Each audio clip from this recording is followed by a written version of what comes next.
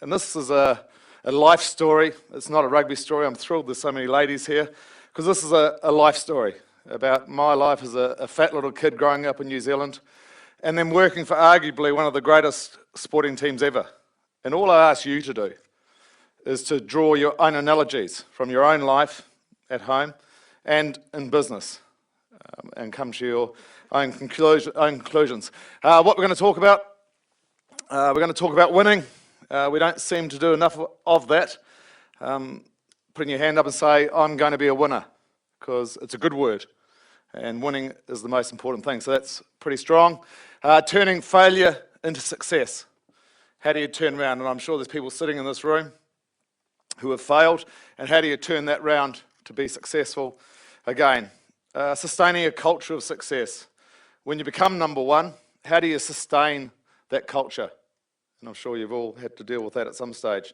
And then finally, which is probably my mantra, is being as successful as you can be. And when you think about that in your own lives, about being as successful as you can be, it's probably the most important ingredient to being world class.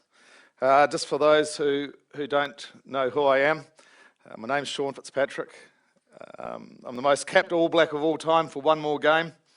And Richie McCaw and Mills Muliaina, who are currently in the All Blacks, are both on 91 internationals, and they'll equal my record on Saturday, which working for Sky has huge benefits, because at the moment I'm working overtime telling everyone how badly they are playing and that they should be dropped.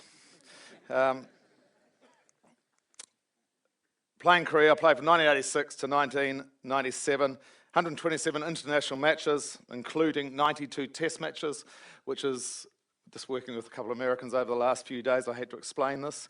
A test match is one country against another country.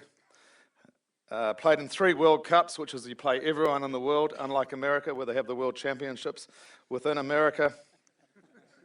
Hold the record for 63 consecutive internationals, and I'll touch on this a bit later, but 63 consecutive internationals from 1986 to 1995. I played every minute of every international that New Zealand was involved in. Scored 55 points and named Hooker of the Century. The All Blacks, the greatest sporting team ever, arguably. In the last 100 years, the English football team have won 50% of games played. The Brazilian football team have won 73% of games played in the last 100 years. The All Blacks have won 84% of games played in the last 100 years. So they're doing something right. If you look at this jersey and the guys who play for the All Blacks now, when I was playing, you could earn 3 times what you're earning by playing in Europe. But the guys that play in New Zealand want to play for this jersey, the black jersey, the All Black jersey. We have 4.5 million people in New Zealand. This was my first jersey. Every time you play for the All Blacks, you get the right to keep that particular jersey, and then it's up to you what you do with it. We have 4.5 million people in New Zealand, and every one of those people in New Zealand believe they're shareholders in our organisation. Now, you just think of the businesses you work in. I've just been doing some work for HP, and I said to them, if you want to be world class, you have to have an attitude that the 300,000 people that work for HP and all the people around the world that buy their product are shareholders in their organisation. When they go into a store to buy an HP product, they expect it to be the best.